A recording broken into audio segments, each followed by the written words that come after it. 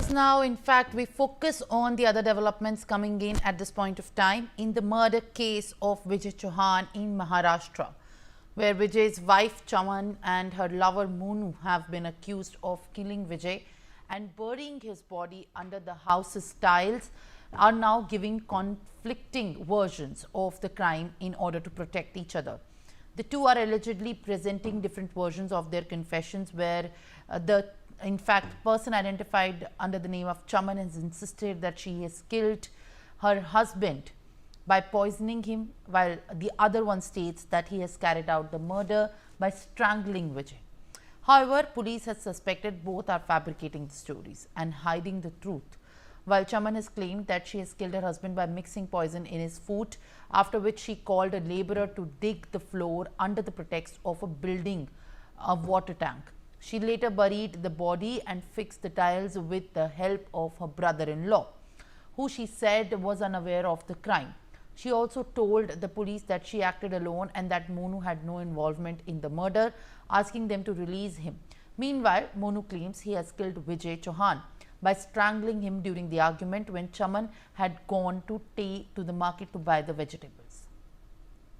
My colleague Shahid Ansari joins me with the latest. Shahid, as the police is giving out the details, there are two conflicting versions that are coming out during the interrogation of now solving the conspiracy of who has murdered Vijay. What more details are you picking up? How exactly the direction to this case is now being given? देखिए, चमन और मोनू को police ने पुणे इलाके से तो गिरफ्तार कर लिया है, लेकिन क्योंकि पहले ही पुलिस को जो है इस पूरे मामले में जो है काफी जानकारियां मिल चुकी थी, लेकिन मुख्य आरोपी को गिरफ्तार करने से पहले पुलिस ये जानना चाहते थे कि वारदात की असल वजह क्या रही है। पुलिस ने जब ये दोनों आरोपियों को पुणे इलाके से गिरफ्तार किया है तो इनके पास से तफ्तीश में जो बातें सामने आई है उनमें से जो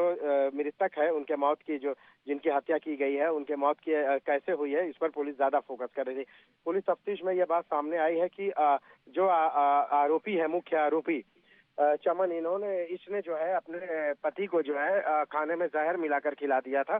जिसकी वजह से उनकी मौत हो गई है। फिर उसके बाद जो है इसने उन्हें घर के अंदर ही जो है जमीन खोदकर जो है उन्हें अंदर दफन किया। हैरानी की बात यह है कि जो उनके भाई हैं, उनके भाई की ही मदद से ऊपर टाइल्स लगाई गई है। पुलिस ने दोनों को कोर्ट में पेश किया है और इस दौरान पुलिस ने जो जांच की या तफ्तीश की मांग की है उसमें से कई चीजें काफी अहम है कि पहले की जो टाइल्स तोड़ी गई है वो कहाँ है, मिट्टी कहाँ फेंकी गई, और बहुत सारी चीजें हैं जिसको, और वो किस जो है, और अगर इसके अलावा कोई हथियार इस्तेमाल किया गया है तो उसको ढूंढने के लिए। और साथ में ये भी एक बात सामने आई है कि जो मुख्य आरोपी है, जो उसके चमन, उसकी पत्नी जो है मृतक की, उसने जो है मोनू को, अपने जो बॉयफ्रेंड है जिससे उसका अफेयर चल रहा था, उसको बचाने की भी कोशिश की। उसने ये भी कहा कि इस मर्डर में उसका कोई लेना देना नहीं है ताकि पुलिस उसे रिलीज कर दे।